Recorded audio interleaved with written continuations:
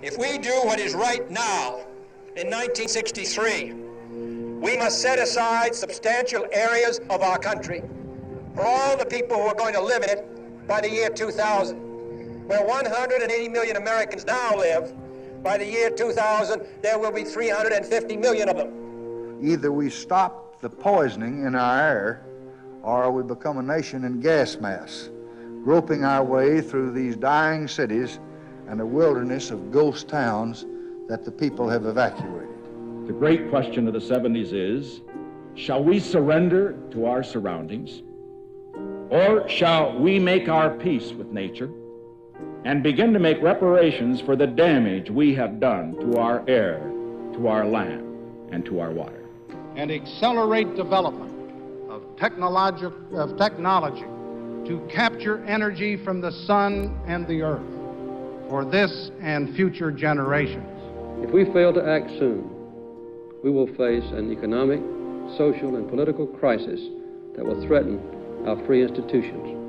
We must and will be sensitive to the delicate balance of our ecosystems, the preservation of endangered species, and the protection of our wilderness lands. It's been said that we don't inherit the earth from our ancestors, we borrow it from our children.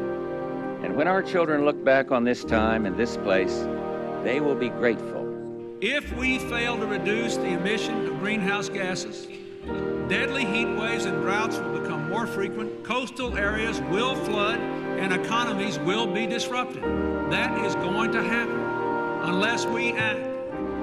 And here we have a serious problem. America is addicted to oil.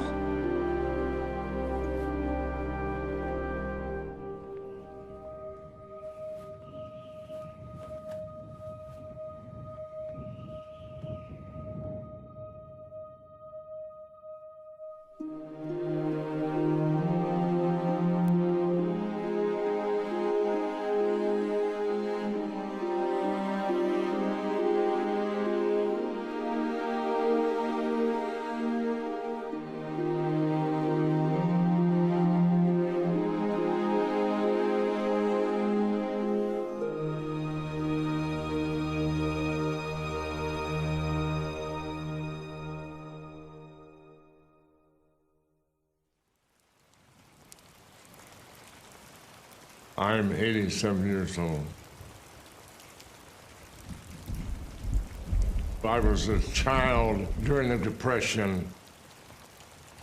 The Great Depression had an enormous influence on the lives of all of us that experienced it.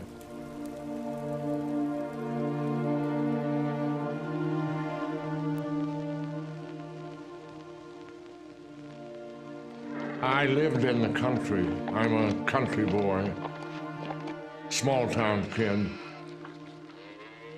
We didn't have electricity. We learned to live simply and get our sustenance from the earth.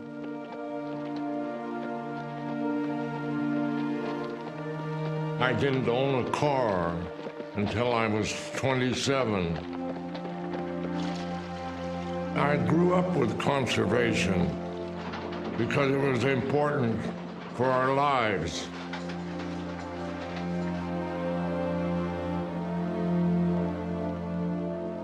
Then after the war, everybody thought they ought to have a chance to be rich.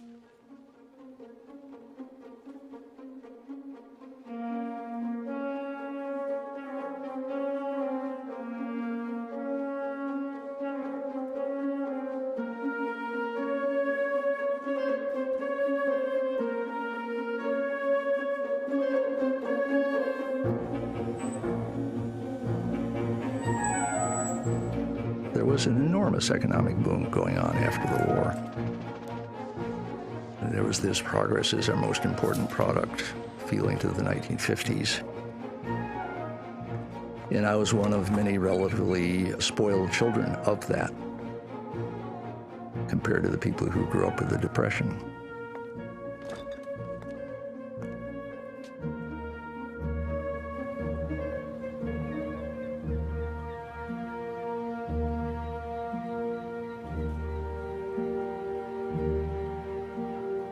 When I was a kid growing up in Rockford, Illinois, I was reading Outdoor Life, and I took the conservation pledge. I give my pledge as an American to save and faithfully to defend from waste the natural resources of my country, its soil and minerals, its forests, waters, and wildlife. And that's me at age 10 or something like that. I got rubber stamps that I put on all my books that said that. And I guess like a lot of that generation, as I saw pieces of that childhood destroyed in one way or another that you couldn't go back to, then you get that sense of angst of, well, how much of this process of loss is going to go on?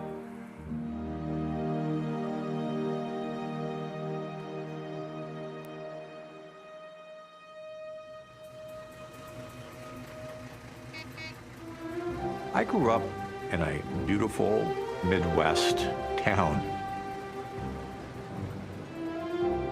You drove around and it was a green, peaceful, relatively intact system. I really never was confronted with issues of scarcity, pollution, man's impact on the planet. These things just didn't come up for me.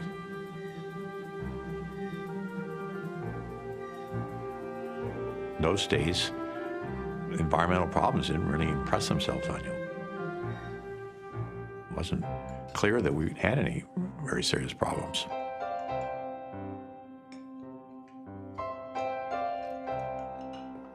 Americans want to believe in a future that is expansive, that's better than the past. When I was a kid, the year 2000 was 40 years in the future, and the sort of thing that the futurists were all laying out was almost unimaginable. That never seemed to me to be a particularly interesting way to live.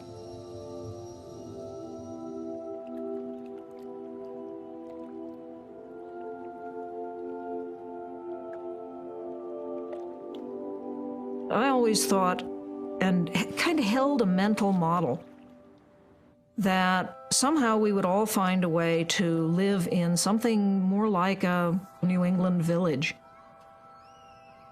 We would know our neighbors.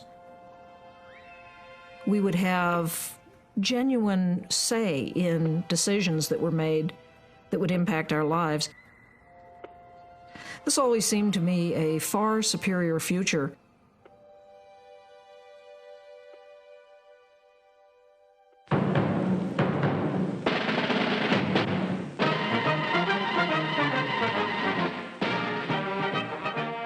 I voted for the Interstate Highway Program, which I see now as a great mistake. I was a freshman congressman. You went along for the ride.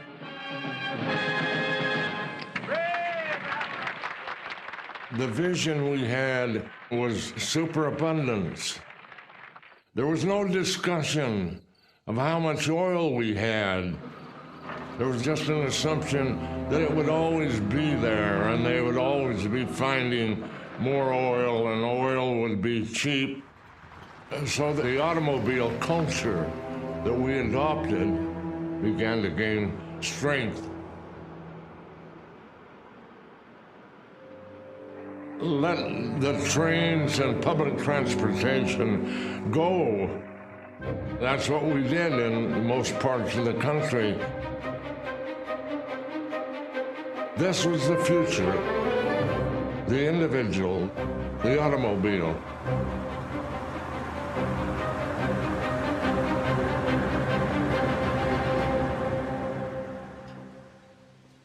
California has been the heart of much of the environmental leadership in America.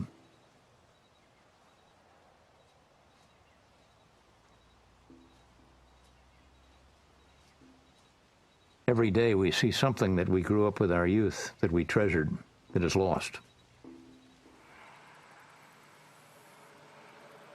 Southern California was a beautiful place.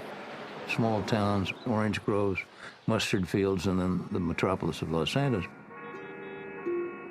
We had the finest transportation system in the world. Electric trains, you could go anywhere. San Bernardino to Santa Monica. My dad committed to work from South Pasadena every day of his life.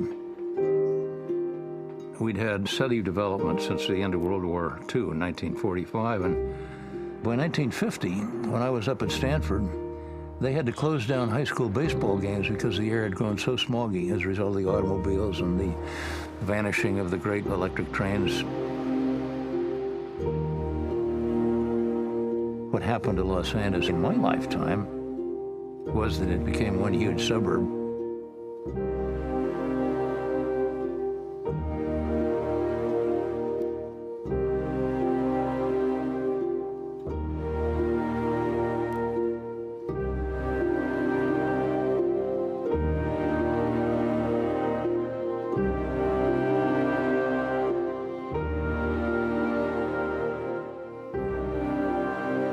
Ecology means the study of organisms in combination with their environments. We take groups of organisms, put them in an environment, and try and understand what's happening. My original interest in human population developed when I was an undergraduate at Penn in the 50s. As a biologist, the thing that I saw first was when I was in high school, they were doing so much building of subdivisions for more and more people in New Jersey and spraying so much DDT around that the butterflies I was interested in studying were disappearing. That tied very directly to population, as do almost all of our other environmental problems.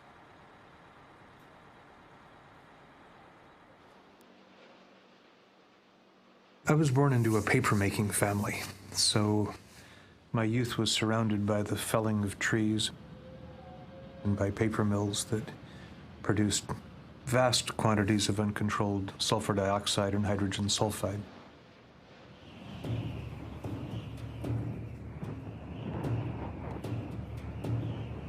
I think I probably have a bit of diminished lung capacity that grew out of breathing all of that acid for all of those years. There's probably some Freudian rebellion against my father that was part of it. So I was intensely aware that there were these destructive things going on to the land around me.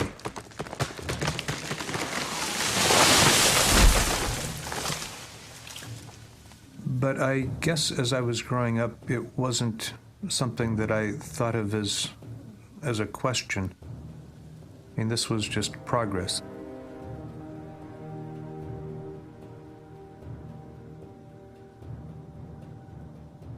There's something that's much more insidious with things that are not so visible and nevertheless have dramatic impacts. Like nuclear fallout from atmospheric nuclear tests. When I was born, strontium-90 didn't exist. By the time I was a teenager, every living creature on the planet had strontium-90 in its bones or its shells. That's a fairly profound change. And we'd done it.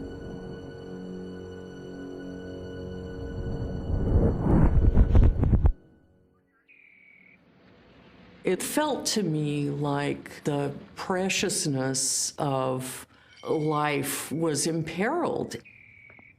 Subconsciously, I may have understood that my way of life, you know, the sort of middle-class American way of life, was imperiled. I couldn't have articulated it then because I didn't understand all the connections.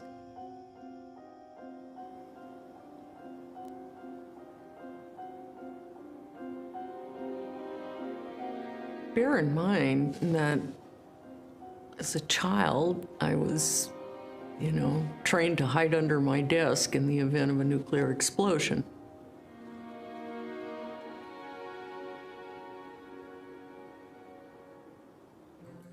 Living with the possibility of the bomb is foundational to this idea that human extinction has been put within human grasp.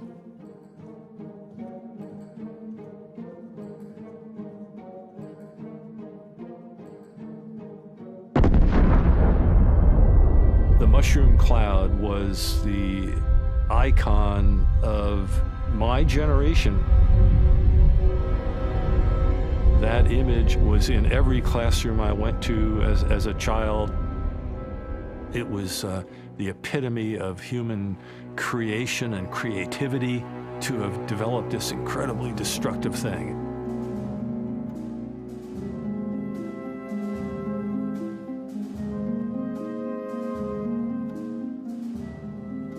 And then, of course, there was the light side of the shadow.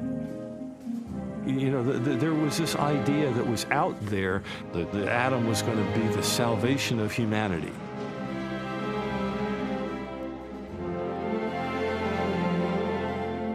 This was the first generation that had acquired the power of a geophysical force that could cause brand new radioactive substances to be disseminated throughout the entire planet. That could drive not just a few species, as we'd always done, but now literally thousands of species into extinction. And that could change the climate.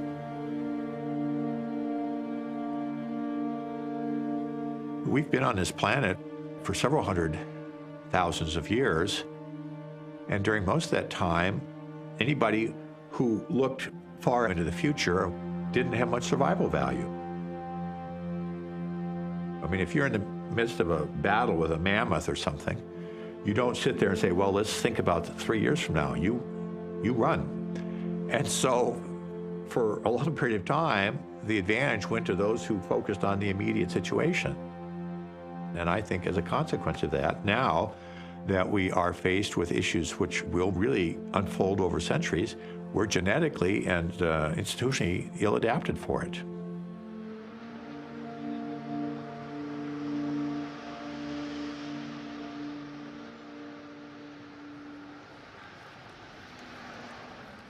The concept that the planet is very fragile really came out of Rachel Carson's book. Silent Spring sounded the alarm that we were destroying the life support system of the planet.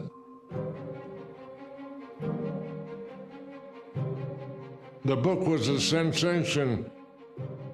It was printed in over 30 languages. Rachel Carson has to get the main credit for the modern environmental movement because she was the first one to point out one of the really serious environmental problems. That was the overuse of pesticides. It was the right moment, the right book, and the right personality. Although the pesticide industry tried to demonize her, Rachel Carson didn't demonize easily. Unless we do bring these chemicals under better control, we are certainly headed for disaster. The balance of nature is built of a series of interrelationships between living things and between living things and their environment.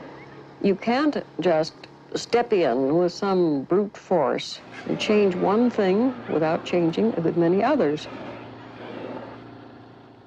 Now, this doesn't mean, of course, that we must never interfere, that we must not attempt to tilt that balance of nature in our favor. But when we do make this attempt, we must know what we're doing. We must know the consequences. There was an ugly backlash after the book came out. The chemical industries were calling her a hysterical woman that didn't know what she was talking about. The major claims in Miss Rachel Carson's book, Silent Spring, are gross distortions of the actual facts, completely unsupported by scientific experimental evidence and general practical experience in the field. Miss Carson maintains that the balance of nature is a major force in the survival of man, whereas the modern chemist, the modern biologist, the modern scientist believes that man is steadily controlling nature. something that we all thought of prior to her as better living through chemistry, in a sense. You're pouring this stuff on your crops and you're producing more crops, and it really was not something that you thought, my goodness, people are intentionally poisoning the environment, and that those poisons might not be as selective as they're telling us.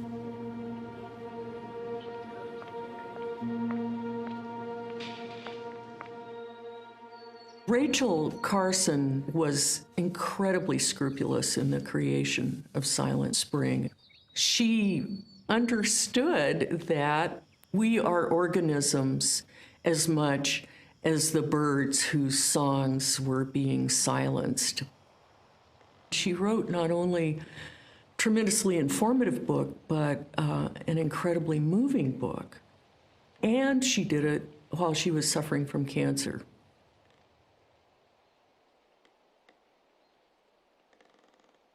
There was a controversy that raged really until her death. It was still going on. And that was kind of sad because she was a shy person. She was not a crusader. She was a scientist. There appears to be growing concern among scientists as to the possibility of dangerous long-range side effects from the widespread use of DDT and other pesticides. President Kennedy's Science Advisory Group reported that Rachel Carson's method of research was sound and her findings and conclusions were generally correct. President Kennedy backed Rachel Carson. I think particularly, of course, since Miss Carson's book, but... and that put the chemical industry on the defensive.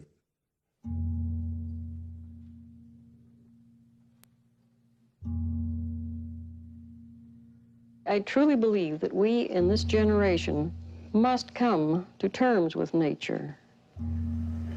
And I think we're challenged, as mankind has never been challenged before, to prove our maturity and our mastery, not of nature, but of ourselves.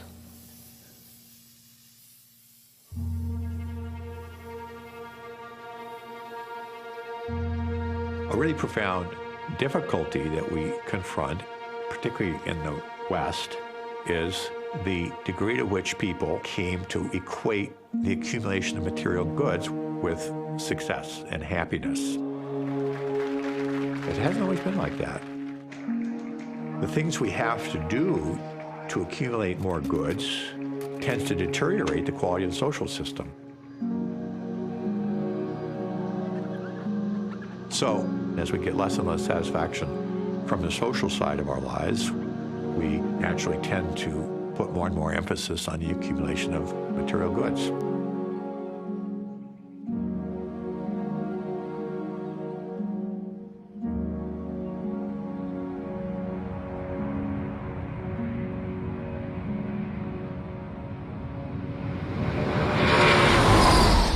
When I was 19, I took off and hitchhiked around the world for a few years, and I was just profoundly depressed by the many ways that America was falling short of the American dream that I'd been taught in my younger years.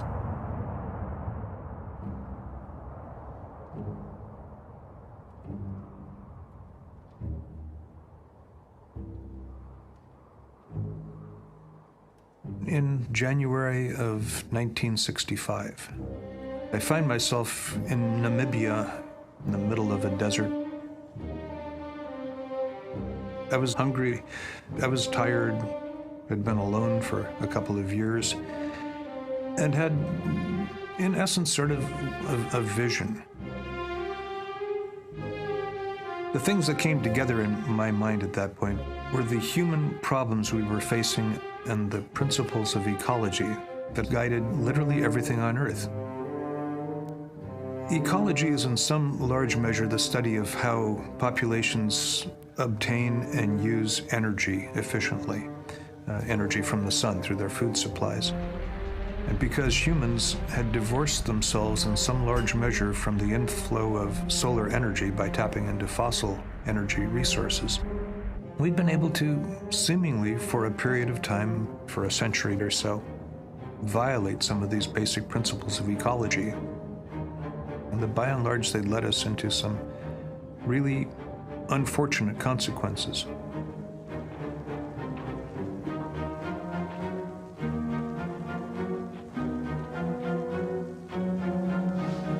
The idea here is, what do you really do to try to bring the carbon cycle back into balance?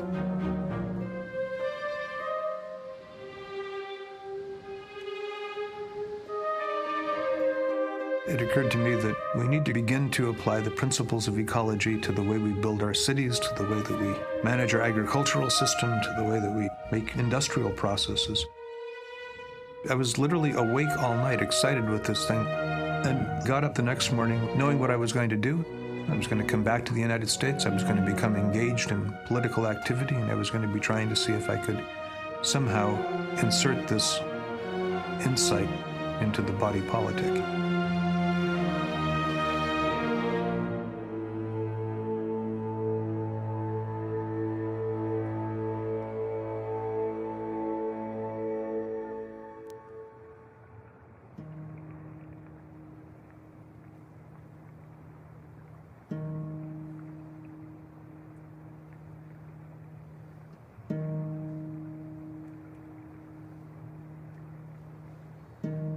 There were no environmental laws when I became Secretary of Interior.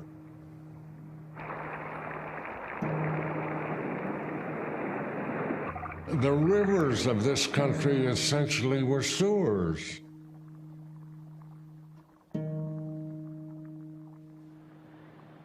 There was a smog episode in New York City that killed a large number of people. Air pollution that killed people.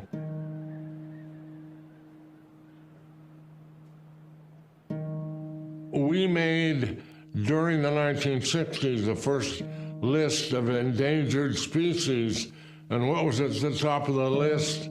The American bald eagle, our national symbol.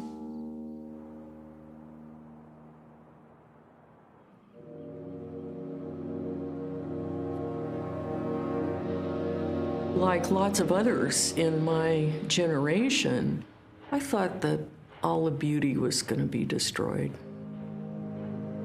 I thought that cheesy suburbs would overrun the fields and the hills. It was a sense that we were finalizing our alienation from nature and poisoning the planet.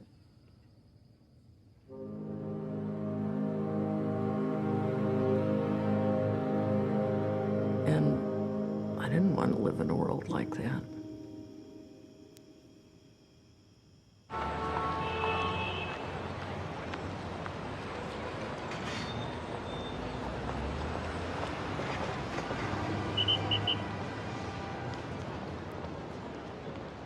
When I was growing up, progress was defined by growth in gross national product.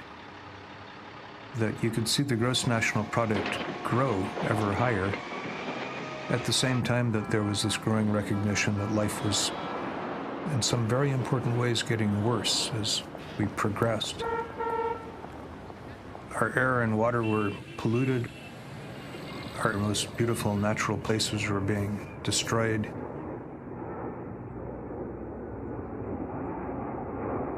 Cities are becoming increasingly unlivable.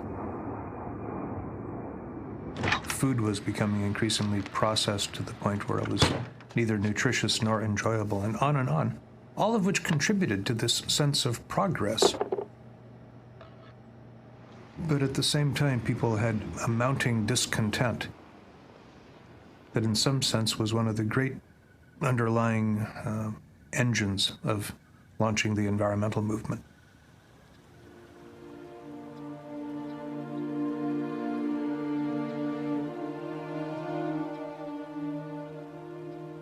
The environmental movement that grew out of Rachel Carson's book was built on the foundation of the conservation movement. There were big issues like preserving the Everglades and not putting an airport there. The National Wildlife Federation was right in the forefront of this. There was a big proposal for dams in the Grand Canyon. Can you imagine damming the Grand Canyon? This was raised into a big national issue, particularly by the Sierra Club. And I was persuaded as Secretary of Interior that the project should be abandoned. The environmental movement enlarged the conservation movement. It enlarged it beyond concern for the management of the United States resources to the future of the planet itself.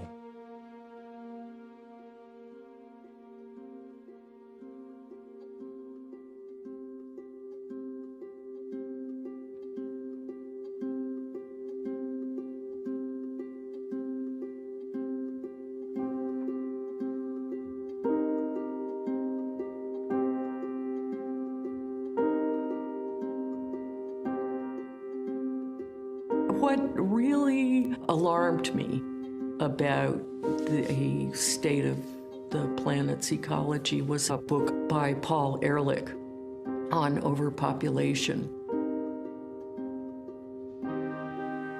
It just made perfect sense to me that human overpopulation was driving the degradation of the quality of life. When I was born, there were 2 billion people on the planet.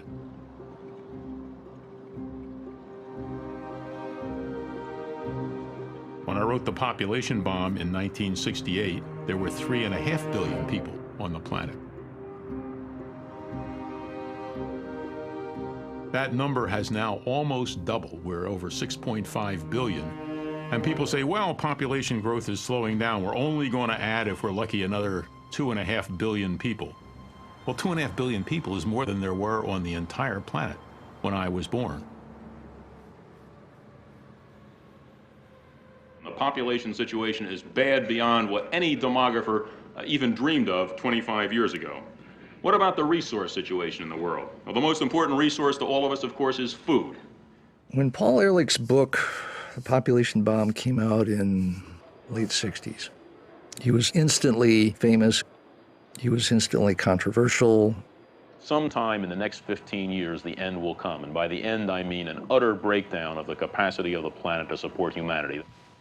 I'd been a student of Paul Ehrlich's at Stanford. I trusted him and liked him. I bought it completely.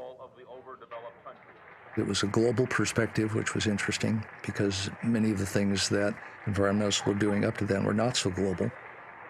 You can be absolutely sure that we've had it. Everybody who's looked into the overall population resource environment picture comes up with the same kind of estimate of what would be required if we're to have a 50-50 chance of getting through the next couple of decades with civilization intact. He grabbed the thorniest thistle of all, which is us, you know, human reproduction. I was totally galvanized. And I went to my dorm room and just sort of blasted out a draft of this speech to deliver at commencement, titled, "The Future is a Cruel Hoax."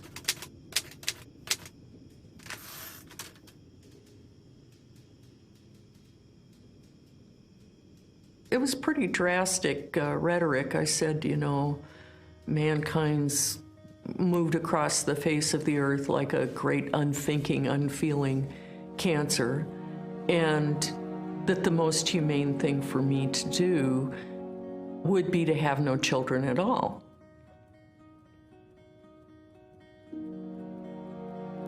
I was a media figure overnight. It was personal. I said, I'm not going to have a child. This is very serious. And I was a woman saying it. All right. I went around and gave 80 speeches in a year. If every student says, I'm not going to have more than 2 children, then within 5 years, the population growth curve will begin to drop. So the future is in our hands in a very, very real sense this way. The pill had just recently become available. So this is something I can do as an act of conscience.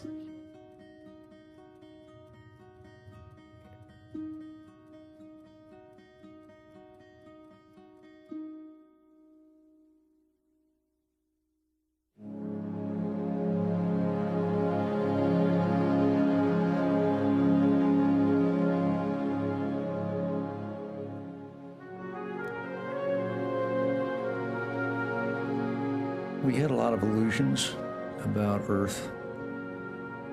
One of them was that it was basically flat and infinite with no finitude to our resources. And we had very stereotyped ideas of what the Earth looked like from space. If you look at all the images that people made before we had the photographs, almost none of them have clouds and weather and climate. There's such a thing as icons, and icons help frame people's thinking. My sense was that a photograph of Earth from space would be different in every possible way from a painting of the Earth from space.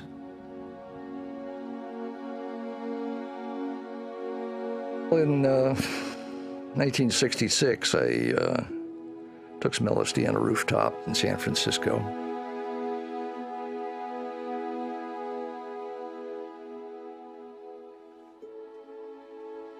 I noticed that the buildings of downtown were not parallel to one another. It was as if you were looking with a fisheye lens. They had this slightly divergent quality to them.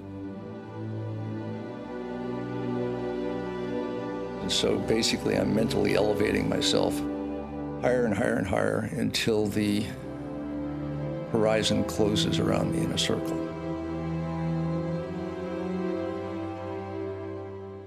What I'm looking at is the surface of a sphere. I was just trying to call forth that reality.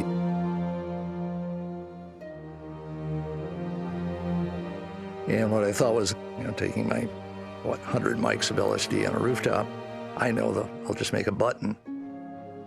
I come up with a phrasing that I like. Why haven't we seen a photograph of the whole Earth yet? I'll distribute the button through the world, and everybody will understand we need to see a photograph of the whole Earth. And when we do, everything will be different. So I printed up a bunch of these buttons, and I went around to various universities and sold the buttons for 25 cents a piece. I sent them to Buckminster Fuller and Marshall McLuhan and all the senators and their secretaries that I could find. I sent them to various professionals at NASA and Politburo members in Russia. I just, floated this stuff out there, see what would happen.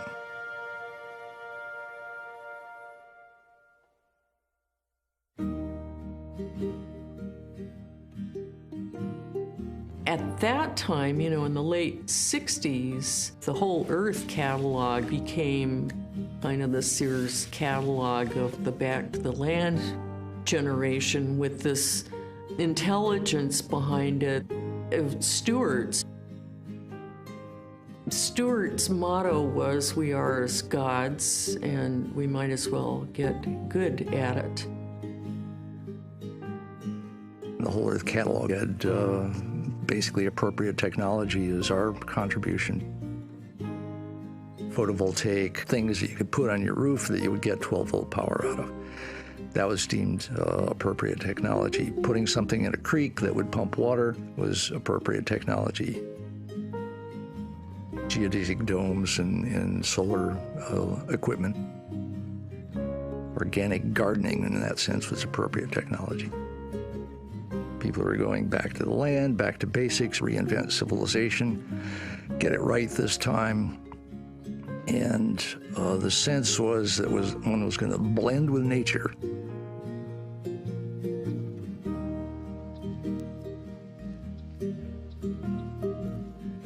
The idea of going back to the land is to become more capable of providing your own subsistence and to reduce your impact and your complicity in long chains of supply. It was saying our way of life has to change. And I loved all that because it was radical.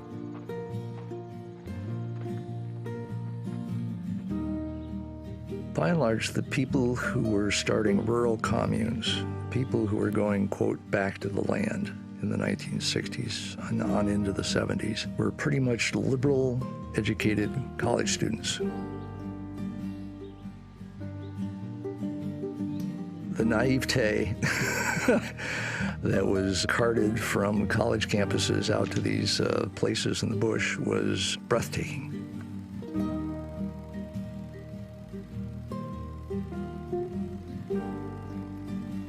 People try to garden, imagining that they could just put seeds in the ground, or we'd have a nobody's in charge, put all your money into the pot kind of social economic environment, and that would crash and burn. The women would leave, and the men would leave soon after. All of us who went out and tried to live together in totally egalitarian mode got over it, because we had our noses rubbed in our fondest fantasies. And it only took us a couple of years. And we did no great harm in the process.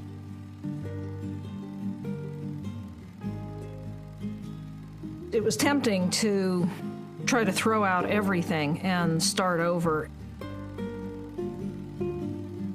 I thought about that and tried various efforts at it, lived on a commune and thought about simply retreating back to the hills, spent some time in the mountains of Virginia, way up on a mountaintop.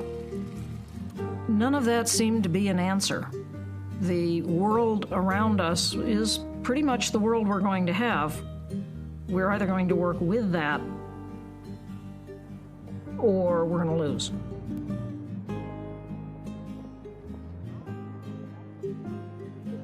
One peculiarity of the counterculture in the 60s was that it was inherently really anti-technology. I think it thought technology came from government, it came from corporations, and we're going back to basics. We don't need technology, except our hi-fis, of course, and our drugs. And those could be as, the more technically refined those were, the better. But by and large, technology was supposed to be bad. So much of the counterculture disapproved of the space program. It was military guys with crew cuts. It was the government wasting money. Let's take care of things here on Earth before we leave it. All of this kind of rhetoric was out there, except for one guy, Jacques Cousteau, the oceans guy. He had a better sense of the sphericity of the Earth probably than any other surface-bound person at that time. What he knew was that the oceans, 2/3, 3/4 of the planet, you could not monitor, and yet terrible things were happening to it. So his sense was that you had to have satellite imagery and people looking down on the Earth from outside in order to protect the oceans.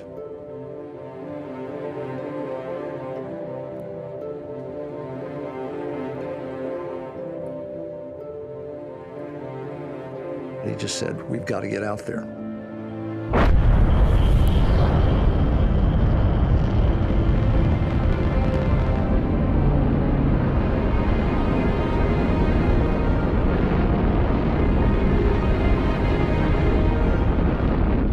Totally identified with it. The whole world identified with it. And the whole world was proud of it. Once you got pride, I learned this in the Army, a whole bunch of things that seemed impossible start to seem not only possible, but let's get on with it. There was a sense of engineering accomplishment, of being able to set a damn near impossible goal and then just haul off and do it.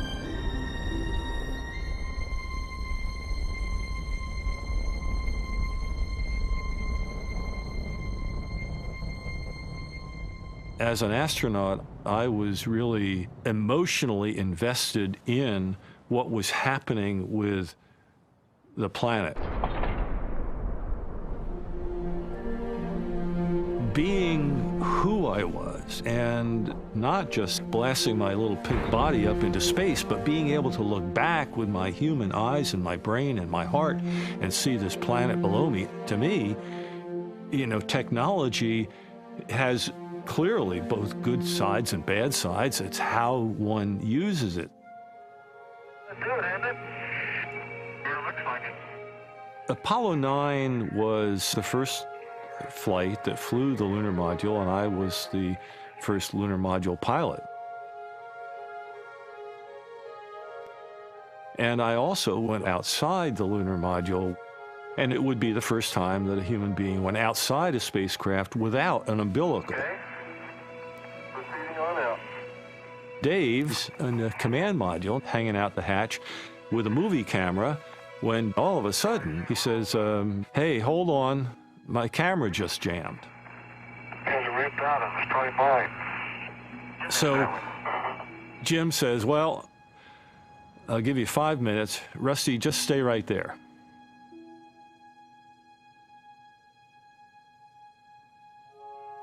I'm just floating there, almost as if I'm naked in space.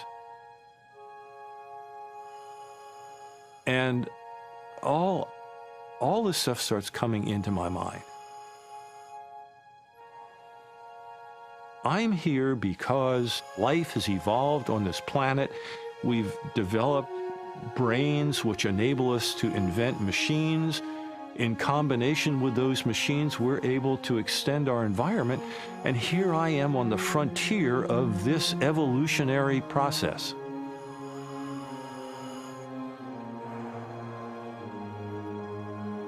What am I? I'm a representative of life moving out into the universe.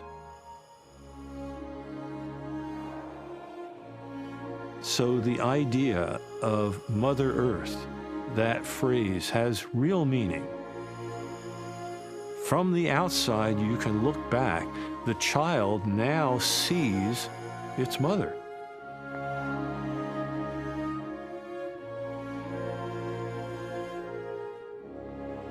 We human beings, we this life form on this incredible planet, just coated with life.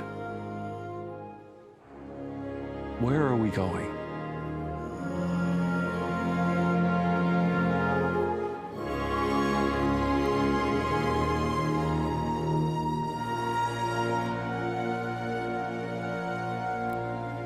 Photographs of the Earth from space were a different kind of mirror than we had ever looked in before. It flips you from the world that we're in to a planet that we're on. The image, I think, was maybe the most reproduced image in American history. We suddenly realized that the Earth was a very small thing. Much as if you live on an island, you are much more acutely aware of the limitations on your resources and on your ability to pollute. That photograph of the Earth and this vast sea of space, that did pretty much the same thing for the whole planet. If the people really understood that in the lifetime of their children, they're going to have destroyed the quality of the air and the water all over the world, and perhaps made the globe unlivable in a half century, they'd do something about it. But this is not well understood. Senator Gaylord Nelson was one of my very best friends. He was a great governor of Wisconsin, and he was a great conservationist. He was the one that said, well, why not have teach-ins about the environment all over the country? And this is what became the first Earth Day in 1970. Gaylord cared passionately about conservation issues throughout his entire career. In efficient, clean, cheap mass transportation, which is what this country must come to. He had decided to set up a steering committee and actually make this begin to happen. He'd enlisted already Pete McCloskey, a Republican congressman from California who was an ardent environmentalist, to co-chair it with him. The preservation of the environment is going to have to be a very top item. For that reason, I just delighted to support it. And the Republican Party in my lifetime had been an environmental party. But man, by 1970, it was hard to find Republicans that put the environment anywhere in their top 5 list of priorities. But Gaylord, he wanted it to be bipartisan. So he said, Pete, would you be co-chairman? Would I be co-chairman? It meant everything that I wanted to do in the world. So I think it was in December, January 1970, we hired Dennis Hayes to be the director. And Dennis comes to Washington with about 20 or 30 kids that are about 18 to 22, the oldest. And they send out newsletters all over the country to every student body present, 10,000 high schools, a couple of thousand colleges. Would you like to have an Earth Day on April 22nd? What we were trying to do was to create a brand new public consciousness that would cause the rules of the game to change. It was somewhat ironic for something called Earth Day to be entirely focused on the United States. But remember, we had virtually no money. We had incredible aspirations, but there was no World Wide Web. There was no internet, there were no blogs, there was no email, there was no instant messaging, there was none of the kind of web activism that is possible today.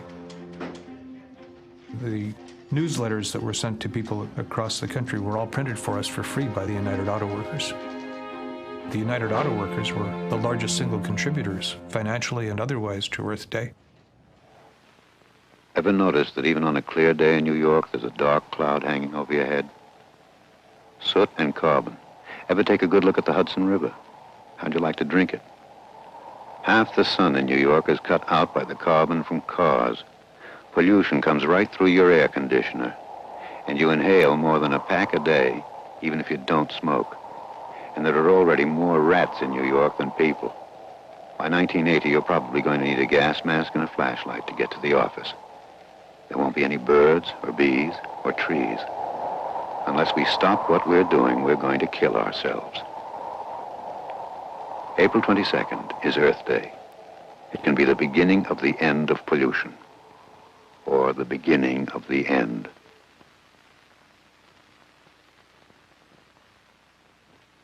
Mr. McCloskey, isn't this just really a mask to cover up the major problems of Vietnam and civil rights in this country? Well, won't this, in fact, deflect people from Vietnam as a cause? Why an environmental teach-in? Now, what's the point of putting more money down the drain in this kind of stuff? That might involve cutting back on things like air conditioning. Are you going to get liberal support for this? How will you deal, in effect, with the women's liberation movements? Is there any concern in your mind that this might just be a fad? There are practically no black people involved. Okay, we're out of time. Thank you very much, gentlemen, for being with us here today on Face the Nation. By and large, we created a juggernaut that everybody was willing to embrace, at least stylistically and superficially, though a great many of them did not begin to understand the depth of the changes that we were seeking. So we were not particularly shocked by the fact that in his 1970 State of the Union speech, Nixon brought up environmental issues. Restoring nature to its natural state is a cause beyond party and beyond factions. It has become a common cause of all the people of this country. It is a cause of particular concern to young Americans, because they, more than we, will reap the grim consequences of our failure to act on programs which are needed now if we are to prevent disaster later.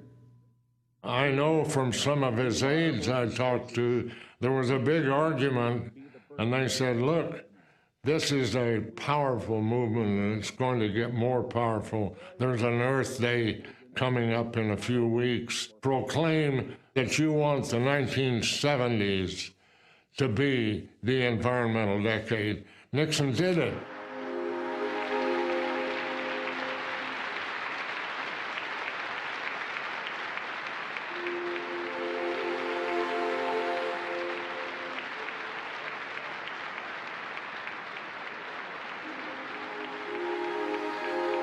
The Earth Day offices were wiretapped by the FBI.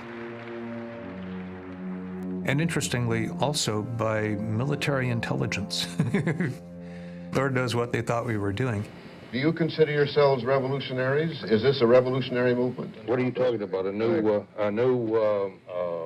form of government? A new religion? What are you talking about? What are your And it was wild and exciting and out of control, and the sort of thing that lets you know that you've really got something big happening. The White House invited the national organizers of Earth Day to drop by for a chat. They refused. Christopher Demuth, the president's 23-year-old assistant for environmental affairs, blames Dennis Hayes, the national coordinator of Earth Day, saying that Hayes was more interested in an anti-Nixon publicity stance than in ensuring that the observance was truly nonpartisan. At the time that it all happened, I think Nixon, who by all accounts did not have an environmental nerve ending anywhere in his body, viewed this as a political chess move. We'll try to play all cameras. I'll play a little bit moving around here as we go along, in case you want to use it. Okay. I have sent to the Congress today a sweeping set of proposals to clean up our nation's air and water. This is the most far-reaching and comprehensive message on conservation and restoration of our natural resources ever submitted to the Congress by a President of the United States. We are taking these actions not in some distant future, but now, because we know that it is now or never.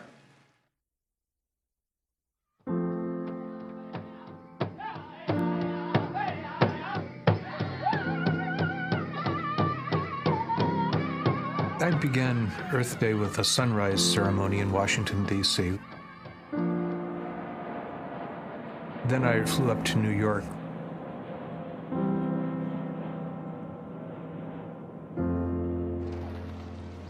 Mayor Lindsay had shut down Fifth Avenue, and we basically filled it all up.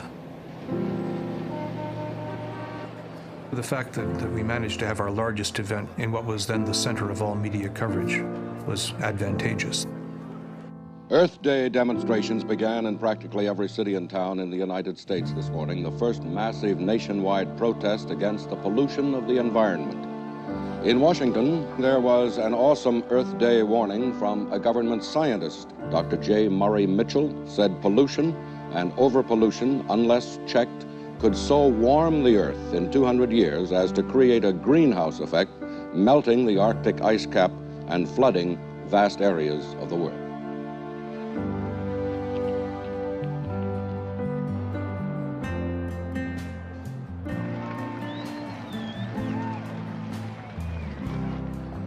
Nationally, Earth Day was the largest demonstration ever in American history. Some events had 500,000 people in them, and we had an estimated 20 million across the country.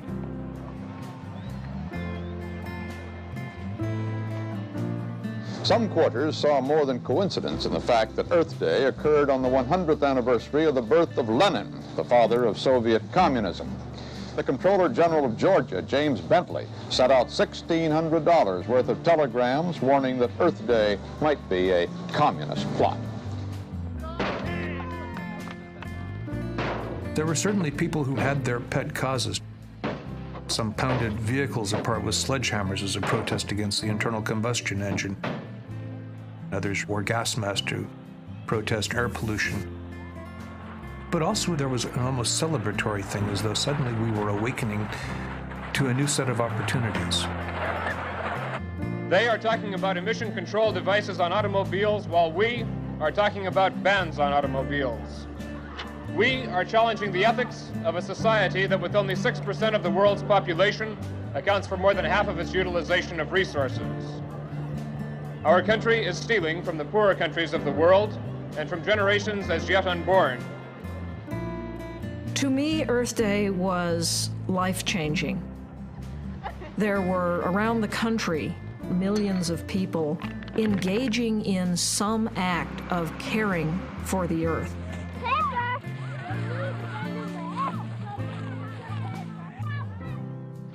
I realized that there was a massive group of people who cared very deeply about the earth, and if organized, could be a viable political movement. At that point, I ceased to be an anti-war activist and became an environmentalist. Save our earth! Save our earth! Save our earth! Save our earth! Save our earth! Save our earth! I've been in 3 of these gatherings today. And let me say this to you, that you can't stand in front of a group like this without feeling the power which can flow from it. And so what we must do is to make every day Earth Day. It was from Washington that 25-year-old Dennis Hayes started to organize this nationwide thing, and it is here he has returned tonight to say that this thing is now a movement, and like Vietnam, an anti-establishment movement. We are systematically destroying our land, our streams, and our seas. We fall our It was a huge, high adrenaline effort that, in the end, genuinely changed things. Before, there were people that opposed freeways, there were people that opposed clear-cutting, or people worried about pesticides. They didn't think of themselves as having anything in common. After Earth Day, they were all part of an environmental movement.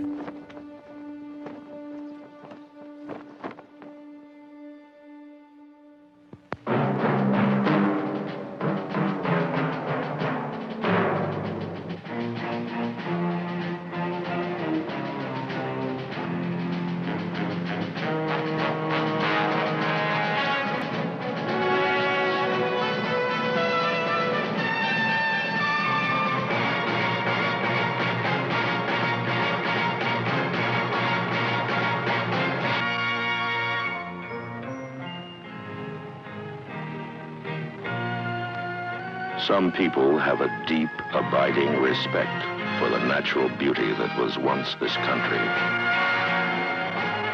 And some people don't. People start pollution. People can stop it.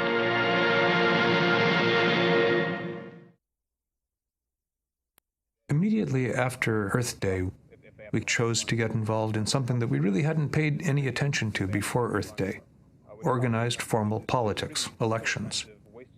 We came up with a campaign called the Dirty Dozen that targeted 12 members of Congress with terrible environmental records.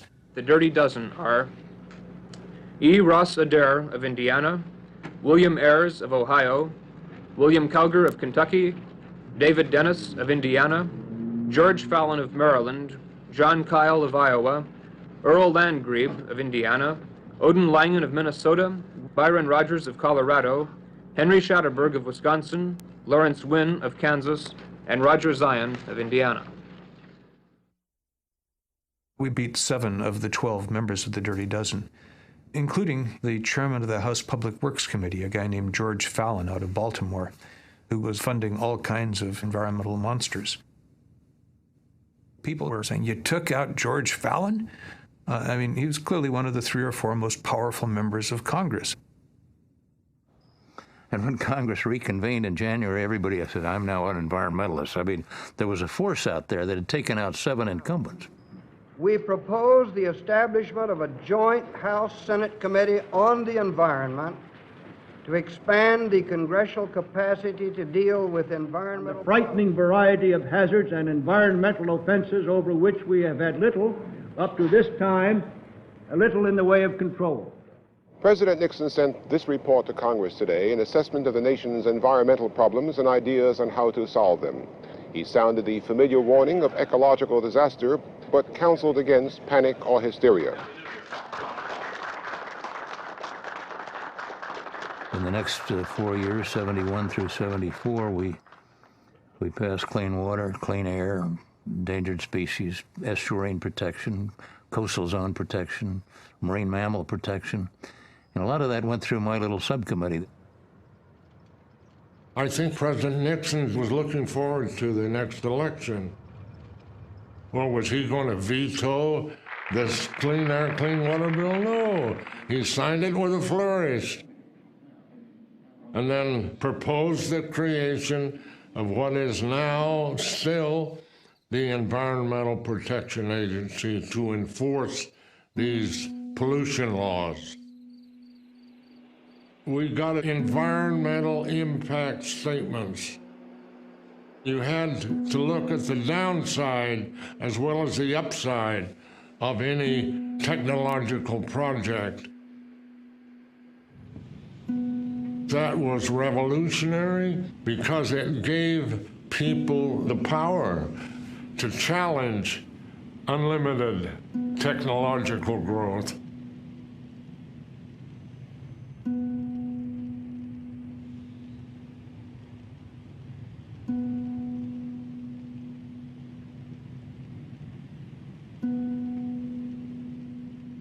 Nixon deserves credit for what he did, and I'm not sure he fully understood it, but he got behind it.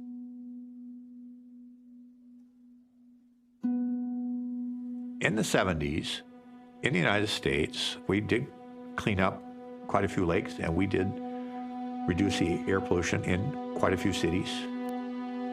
But there was essentially no progress on the global problems. Things like climate change, depletion of the marine fisheries, the ocean fisheries, population growth, and so forth. There has always been the notion that we will be able to sustain our current trajectory in living standards and material consumption and so on. And moreover, that all the poor people in the world are going to be able to catch up with us. The entire discipline of economics, macroeconomics, is based on the assumption that output is going to continue to grow, living standards are going to continue to grow, and so forth. The economy can't keep growing forever. The idea that somehow the gross domestic product of the United States should double in the next 50 or 100 years or something is just nutty. Economists have clearly shown that once you have your basic needs fulfilled, that further economic growth and consumption doesn't supply any more satisfaction.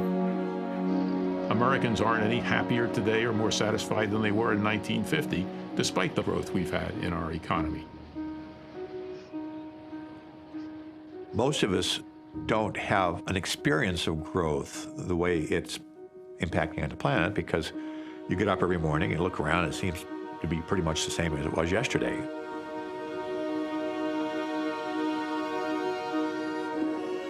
Our species just naturally tends to assume that change happens more or less linearly. 1, 2, 3, 4, 5, 6, like that.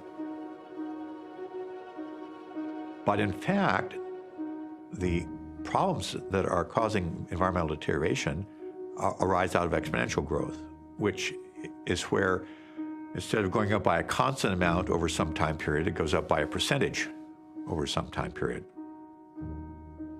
I've tried to illustrate what this means with a very simple example.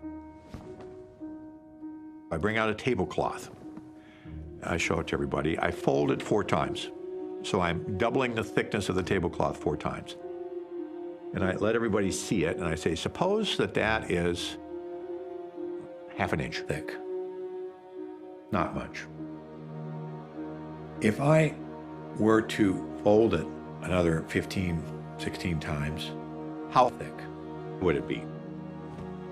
Now, I can't actually, but suppose I could do that. When you keep doubling the tablecloth, of course, it's growing exponentially. And after 21 folds, it'll be about a mile thick. If I double it another 5 or 6 times, it extends out past the edge of space. Continuing that process rather quickly gives you amazingly big numbers. With just 39 folds, it's already shooting past the moon.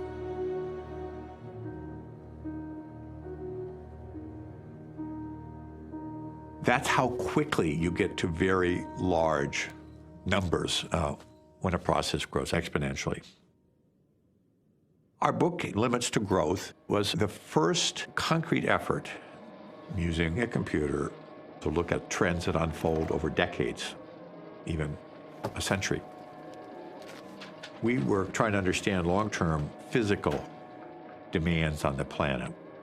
And in the 70s, we were thinking that probably in the period 2010 to 2030 was when the planet would start to encounter limits. And that when you hit the limits, the tendency is to overshoot them and collapse, not to even out in a nice, orderly fashion. The book was officially released in March of 1972, and the inaugural event was a press conference in Washington, D.C. To have this opportunity. The book was rather quickly translated into 35 languages and sold millions. It was a phenomenon. Here is what Dr. Meadows' computer shows. Since the year 1900, the Earth's resources, there at the top of the chart, have been steadily used up as population, food consumption, and production of goods have soared. Ahead of us, sometime after the year 2000, this computer study foresees calamity. Resources drop more steeply, and food and production follow suit. Population continues to expand for perhaps one more generation, then collapses calamitously as deprivation takes hold.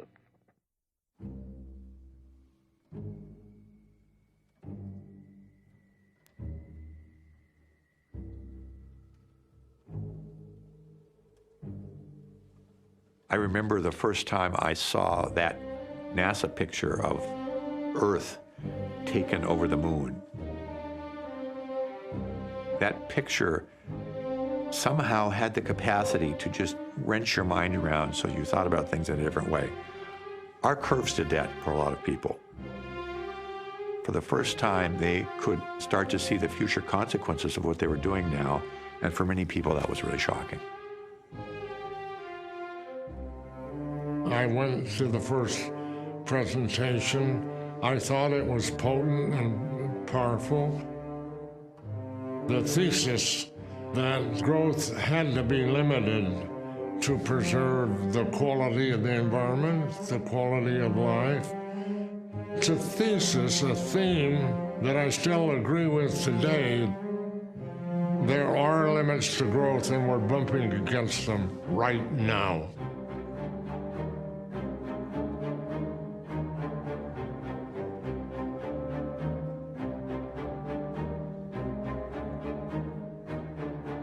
Civilizations have crashed repeatedly in the past.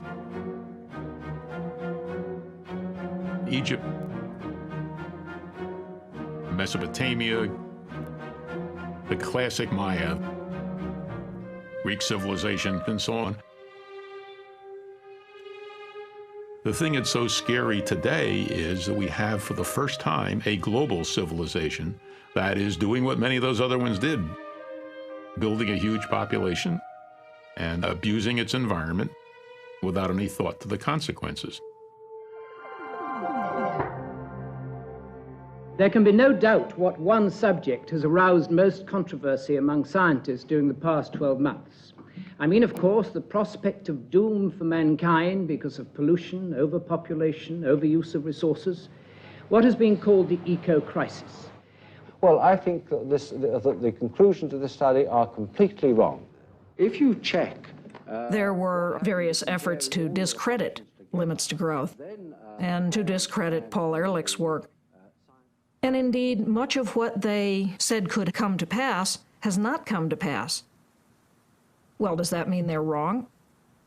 No, what it means is all we've done is push off these challenges that they very rightly identified. Would you welcome Dr. Paul Ehrlich?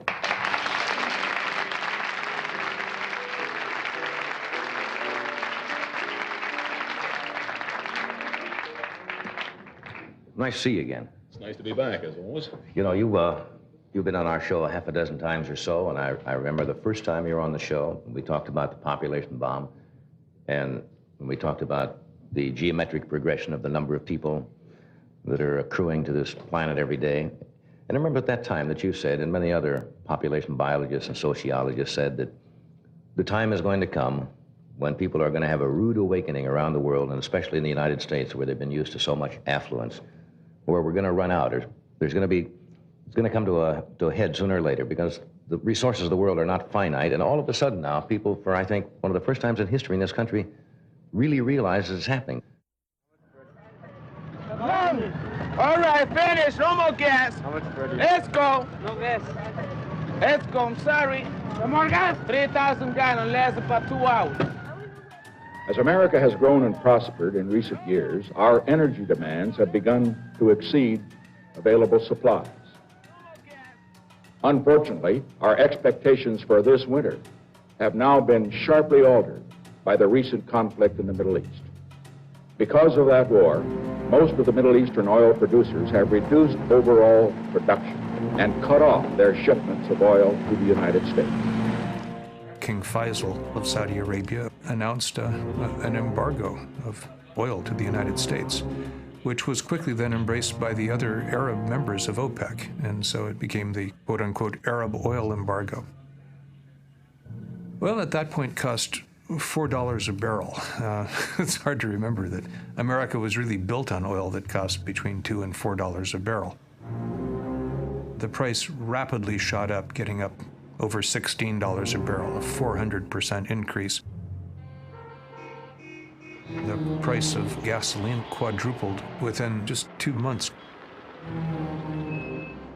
There was a degree of desperation because of shortages of supplies. People couldn't get gasoline. Gas lines would stretch on for half a mile sometimes. We were driving these big cars, absolutely reliant upon them, and you couldn't find gasoline. So they started rationing. I can't see the United States running out of anything, but maybe that's, I'm prejudiced that way. I think the United States should be able to have plenty of anything.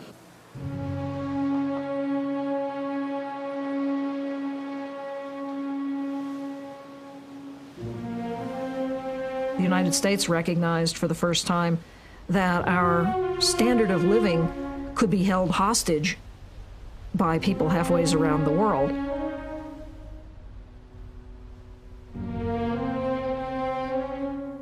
With good policy, this could have been the initiation of a transition to a renewable society. That in itself was not a new concept. In the early 1950s, a government commission called the Paley Commission urged a transition as rapidly as possible to renewable energy, to solar energy, to energy efficiency, as a matter of national security. Of course, we ignored them. The United States of America, as the greatest industrial power of the world, with 7% of the world's people, and using 30% of the world's energy, shouldn't have to depend on any other country for energy that provides our jobs and our transportations and our light and our heat. We can become self-sufficient. This is a great project, and I'm going to push it. Well, thank you very much, gentlemen. I guess that's the end. I remember when Nixon stood up and announced Project Independence. Every president after him announced some sort of energy independent program. And of course, they all had more or less the same result. But these were peripheral responses. They didn't get to the heart of it, and never did.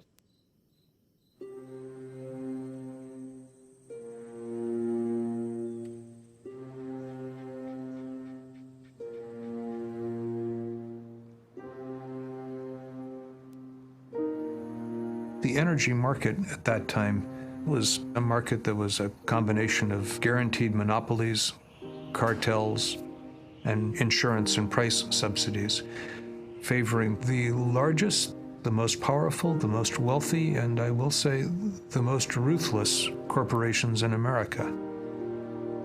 And they had just a stranglehold on Congress. Electric utilities were the largest monopolists in the country. There was only one way to buy power. So, historically, you have one set of hugely powerful interests defending their preeminence, and on the other hand, a bunch of solar entrepreneurs operating out of their garages with virtually nothing.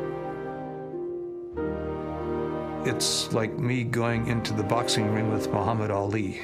It's just not a contest.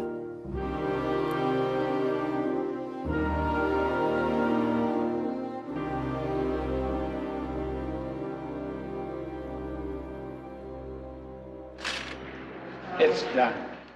Development and economic progress has been at the heart of the election of congressmen. And there's generally been a lot more money from the energy companies and the developers.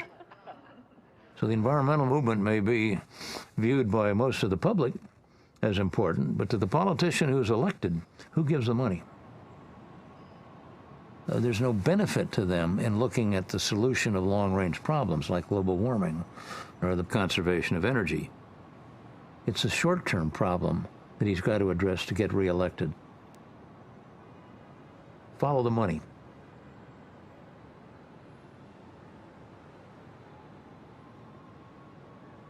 It's not a fad. The concern for environment is a very... Many of us believed if you just elected the right people and they passed the right laws, if you could bring a case to court and get a ruling, then everybody would have to be good. Well, no. People said, you can't make me do anything. And that, in part, set up a conflict that to some extent endures to this day.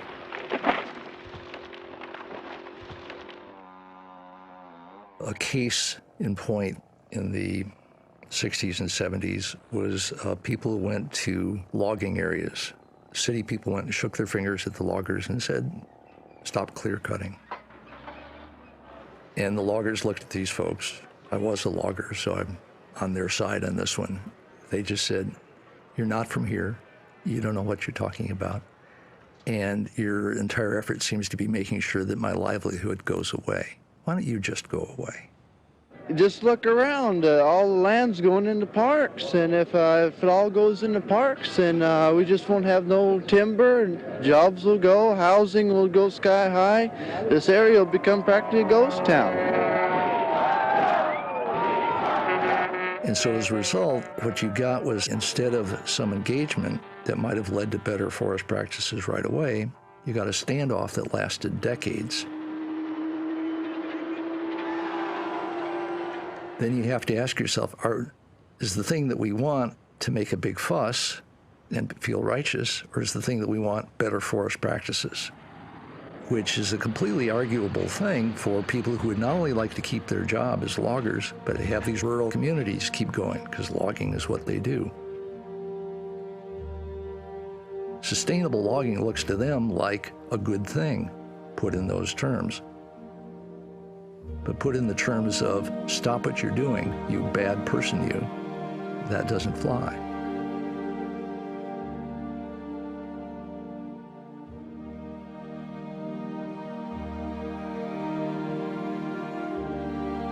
The environmental movement was becoming more professionalized and Washington-centric.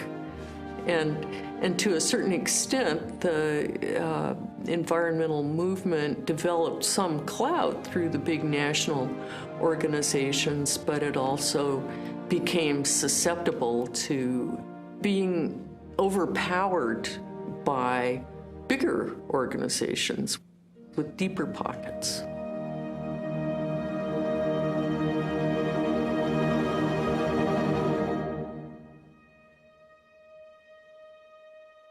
I began to recognize that much of what the early environmental movement was trying to do, to litigate, to legislate, to lobby in a top-down fashion, could buy time, it could hold off the worst, but it could never implement true sustainability.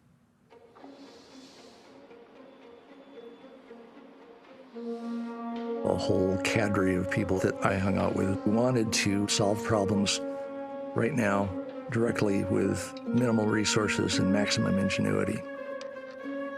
We imagined that we were outlaw designers.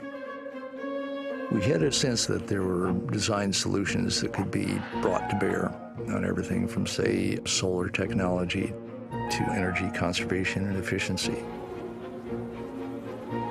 We wanted to take the engineering approach and say, let's just fix that. There's not a political fix for it, but there is a technological fix for it. Just do it. Don't try to change human nature. It's not going to change. Don't try to change politics. It's too clueless.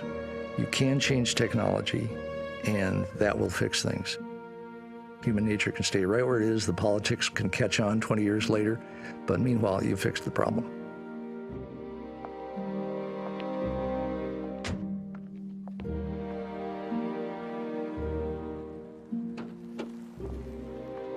Many large American companies had within them individuals and small groups desperate to innovate in the same way.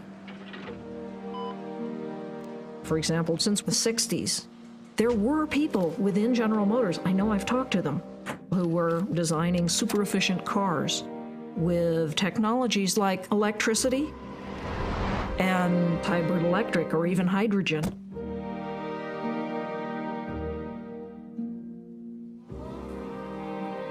And yet senior management, I think, had a lack of imagination and a resistance to change. There was a sense that if you just keep doing what you've always done, you're safe.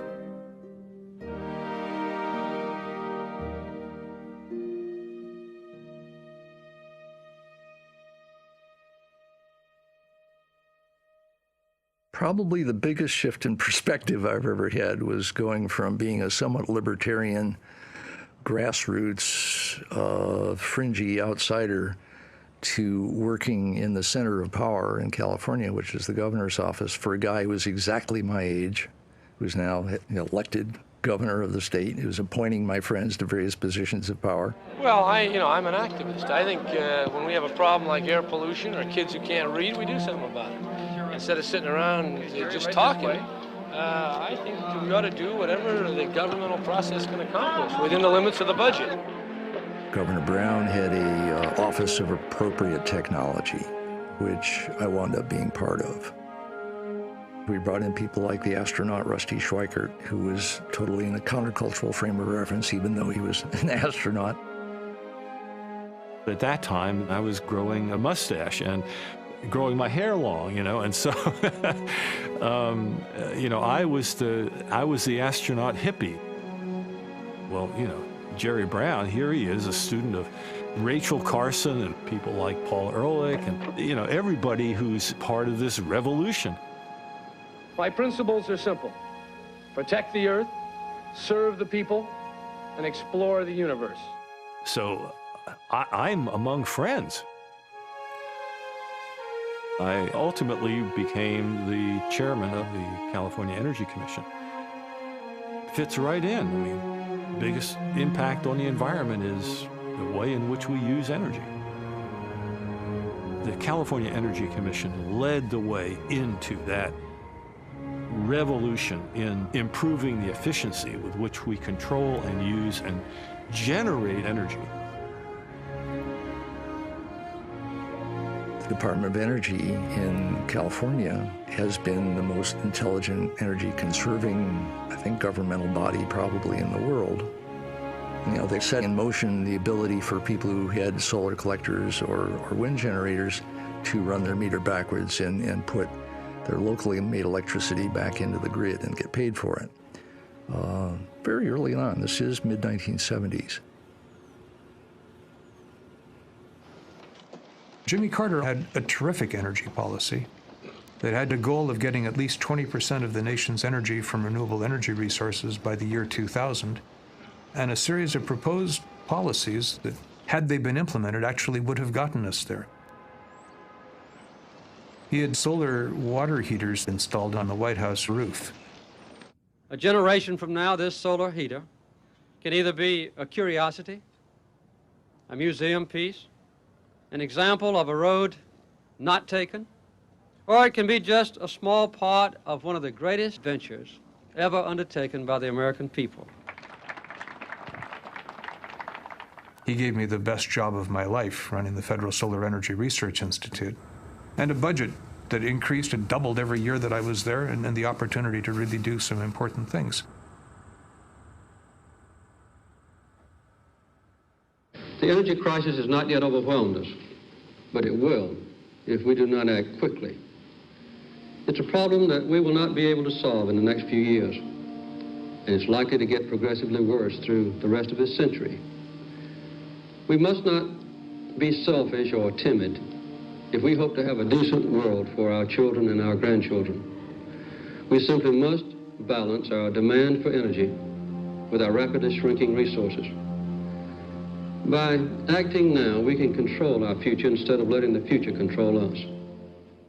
Carter, I think, made a fundamental mistake, which was that he saw the transition as one of constraint and as one of privation and of giving up and of lowered lifestyle.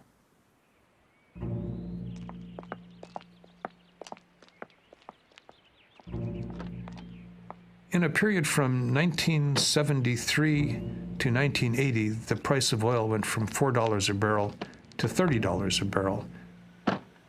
And that clearly was enough to cause the public to support things like fuel efficiency standards for automobiles and other things that would have been inconceivable unless you'd had a crisis. I'm Jack Lemmon for the Sierra Club. America's energy crisis is much more than just a fuel shortage. Believe me, today we all have to do our bit to conserve energy. It just can't be wasted. You know, at the rate the world is using its oil, we'd have to discover a new Alaska or Texas every 6 months. The energy problems we face are real and they're serious, and they're not going to get any better unless we all help. Energy conservation is not just a Band-Aid solution. It is the only means that we have to keep our economy and environment healthy. They tell us we must learn to live with less and teach our children that their lives will be less full and prosperous than ours have been. That the America of the coming years will be a place where, because of our past excesses, it will be impossible to dream and make those dreams come true. I don't believe that, and I don't believe you do either. That's why I'm seeking the presidency. I cannot and will not stand by and see this great country destroy itself. Our leaders attempt to blame their failures on circumstances beyond their control, on false estimates by unknown, unidentifiable experts who rewrite modern history in an attempt to convince us our high standard of living, the result of thrift and hard work, is somehow selfish extravagance, which we must renounce as we join in sharing scarcity. I'm much more aware now than I was earlier of the role of personalities. Who you elect as President of the United States, and frankly, President of a dozen other countries, really matters. With the right president and the right policies queued up and ready to be put into place, we could have done something significant. It was a major failure of my generation that we didn't get that done. There you go again. For reasons that I just cannot begin to comprehend, Reagan did his very best to completely shut down the renewable energy effort. In the instance of the institute that I led, he reduced our budget by more than 80%, fired half of the staff, and fired all of our contractors, 2 of whom subsequently went on to win Nobel Prizes. It was just devastating. But for 1 year, we did have within it an element of a very good energy policy. It's morning again in America. And under the leadership of President Reagan, our country is prouder and stronger and better. Why would we ever want to return to where we were?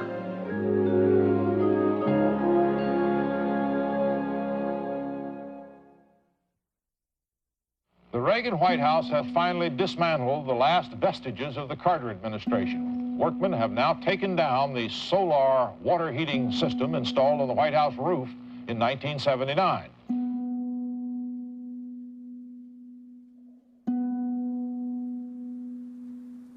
We lost 30 years.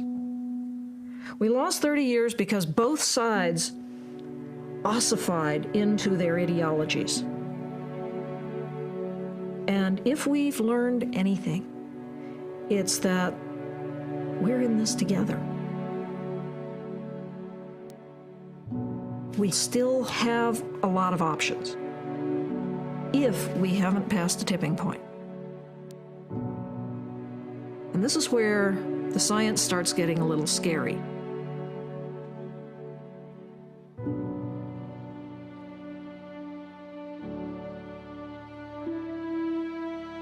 No external force is imposing these environmental problems on us.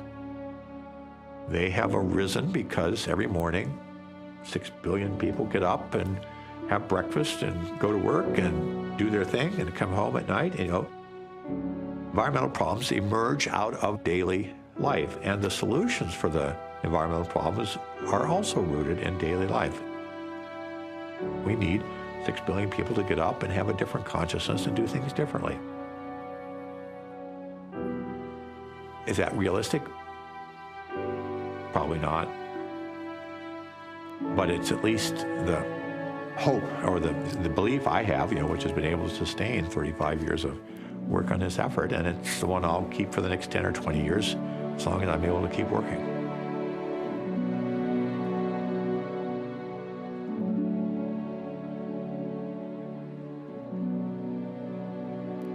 Well, I've always been call myself a troubled optimist. I'm hopeful for the future, despite the recent past, in the sense that I believe that you owe a responsibility to your children, your grandchildren, and their children. That's an important concept of the environmental movement that will always be there.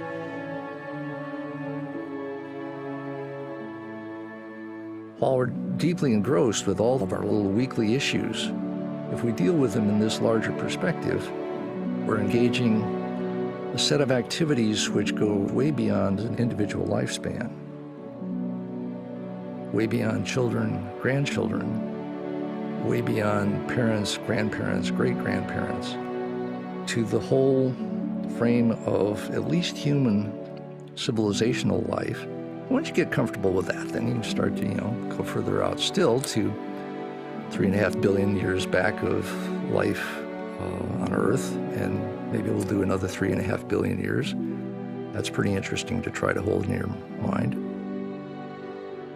And once you've held it in your mind, what do you do on Monday?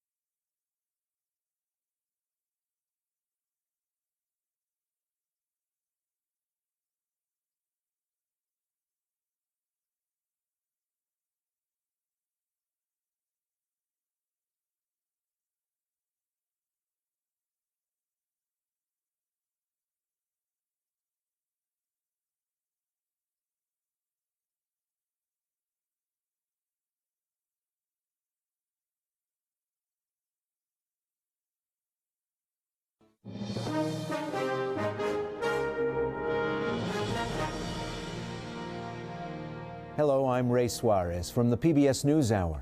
Now you've had a chance to see the American Experience film Earth Days. We thought we'd spend a few minutes taking a look at where the environmental movement finds itself today and where it may be heading. And joining me for that are Dennis Hayes, National Coordinator of the original 1970 Earth Day. He's now president of the Bullet Foundation, a nonprofit organization that supports environmental projects in the Pacific Northwest. Paul Hawken, an entrepreneur who started ecological businesses. He's the author of several books, including The Ecology of Commerce. James Rogers, president and CEO of Duke Energy, one of the largest electric power companies in the U.S. And Elizabeth Kolbert, a staff writer for The New Yorker who covers environmental issues. Jim Rogers, let me start with you. We've just come to the end of a lengthy documentary that showed environmentalists pitted against industry. Now, fast forward 40 years, are the two still sitting across a table from each other, or have the terms of the conversation changed? I think they've changed dramatically.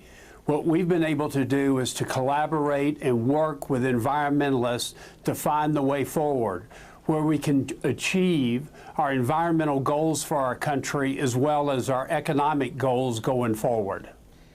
Are you living in a different time, almost the way we divide time earlier in history, BED and AED, before Earth Day and after Earth Day? Does American industry find itself in a different world now that there's an EPA, a Clean Water Act, a Clean Air Act? I think where we find ourselves is that we're a power company that provides affordable, reliable, clean electricity 24/7. What we recognize is that we need a roadmap because we will have to retire and replace every one of our power plants by 2050. So we've been advocates for regulation of carbon, to get clear regulations with respect to coal plants and the pollutants from coal plants, because at the end of the day, we need a clear roadmap where we can go to work and solve the problem. Did you succeed too well, Dennis Hayes? I mean, are there a lot of Americans who think, well, look, I don't see the air anymore. I let my kids swim in the local park's body of water. We've done the hard, bad things that we needed to do, and now I can enjoy myself. We succeeded pretty well on a number of local, state, and national issues. In fact, with the wave of legislation that passed between 1970 and 73, and that has been updated occasionally since then, we've sent several $1 trillion in directions that they otherwise wouldn't have flowed, and the American health and well-being is greatly benefited by that. Where we have not been so successful is dealing with environmental issues that are global in nature. National boundaries have proven to be an almost, with the exception of the ozone layer, an almost insurmountable problem for us as national interests get in the way of global interests. So, Elizabeth Kolbert, where does the environmental movement go now? Well, that's sort of the question of the decade, or perhaps the question of the century, to be honest. I think that the point that Dennis raises is really pertinent. We are facing increasingly problems that can only be solved on a global level. And so that really leaves, the environmental movement, even the national environmental movement here in the States, at a bit of an impasse, I think. And searching for new dragons to slay, searching for a new organizing principle?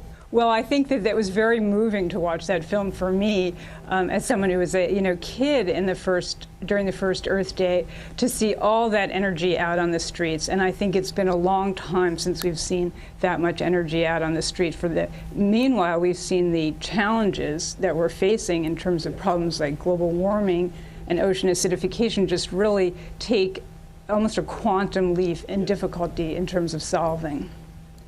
Paul Hawken, you heard Jim Rogers earlier talk about the way the terms of engagement have changed.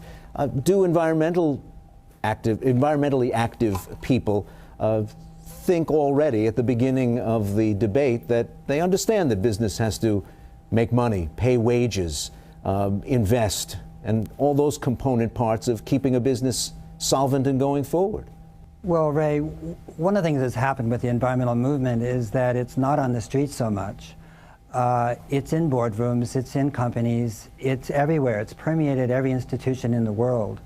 And so the lack of activity in the streets shouldn't be seen as a softening or as a weakening of the environmental movement. It's just it's been so successful that it goes everywhere. And one place it certainly has gone is in major corporations. And I don't think there's a responsible major corporation in the world today that doesn't take climate change and all environmental issues very seriously. Some more effectively than others, of course, and some have the kind of leadership you see in Duke Energy. But there is no question that business is now on top of this issue. So you're saying they've already absorbed the values of the movement that Dennis Hayes was leading 40 years ago? I'm not sure that they've completely absorbed the values, but they're certainly becoming, there's a level of literacy in the business world that there just simply wasn't there even 10 years ago, certainly not 30, 40 years ago. And that literacy is translating itself into innovation, into new policy instruments, and even into situations where you have companies like Duke lobbying the government for pro-environmental legislation as opposed to to trying to prevent it. Jim Rogers, you heard Dennis Hayes talk about how this has to go international. I guess your company can't be green in one country either, can it? No, it can't. In fact, this has to be at the core of your business going forward. We have been very active at working with environmentalists, NGOs, not just in the U.S., but around the world. I had the opportunity to be at Copenhagen in December, and it was an important step on the way to achieving a worldwide accord with respect to carbon. But people were pretty disappointed. Well, many people were pretty disappointed with the outcome of Copenhagen. Is this part of the growing pains of a 21st century approach toward the environment? I think there's positives in Copenhagen. The problem is people went into it with very high expectations. But think about this. For the first time, we had almost 100 leaders from around the world there to talk about this. Leaders of the countries. We had the Copenhagen Accord. We had the BRIC countries breaking from the 77 countries and saying we're prepared to put certain targets and goals on the table going forward. So I think we need to say the glass is half full, not half empty, but we still have a long way to go to fill it up. Dennis Hayes, is it hard to scale up to a global climate change conversation, in part because the effects are said to be so far in the future and so hard to feel and see right now? Well, I think you can see a great many effects right now, and although we've had a few emails that I wish hadn't been sent, the broad consensus within the scientific community, every national scientific body in the world is on record as being serious that man is changing this. And we have gone global with the issue. Earth Day will be in 191 countries this year, and we're also going to be back out in the streets. In the Mall in Washington, D.C. on April 25th, we're going to have probably the largest climate rally that has ever been held in the world. And there will be a great many things for the entire previous week, because although Jim is right, the glass can either be partly full or partly empty. I think 30 years after the National Academy of Sciences said, we know enough now to start moving on climate change, it really is time to start moving. We've got to do something to jar our Congress out of inertia, or else our ability to lead the world and the ability of the rest of the world to take initiatives simply won't come together. We have to be there as the largest emitter, or one of the two largest emitters. Elizabeth Kolbert, you hear a sense of movement, of progress from Dennis Hayes, but you sound like you're not as optimistic as he is about the state of play. There was a lot of momentum going into Copenhagen, but I really think, I guess I have to disagree with Jim and to a certain extent with Dennis. When you see what came out of Copenhagen, it was really completely incommensurate with what everybody knows to be the scale of the problem. So I think it's pretty hard to come out of something like that. And as I say, there was a lot of energy and commitment. And as was mentioned, a lot of world leaders actually did show up in Copenhagen. But the documents that came out of it, they weren't even adequate, to meet the relatively, low targets that they had set for themselves. So what came out of there was really, a rhetoric not matched by any action so far. So, Paul Hawken, what's the next act for the environmental movement when you look out at the coming decade? I think the interesting thing is that there's hundreds of cities in the world that are doing what the national leaders could not agree upon in Copenhagen.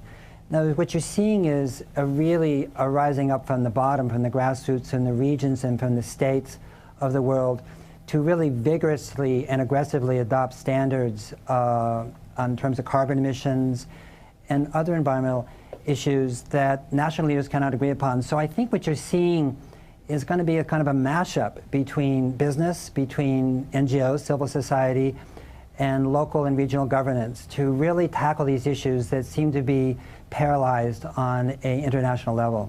Paul Hawken, Elizabeth Kolbert, Dennis Hayes, Jim Rogers, thanks to you all. You'll find lots more about Earth Day, the American Experience, and the PBS NewsHour at pbs.org. I'm Ray Suarez. Thanks for watching.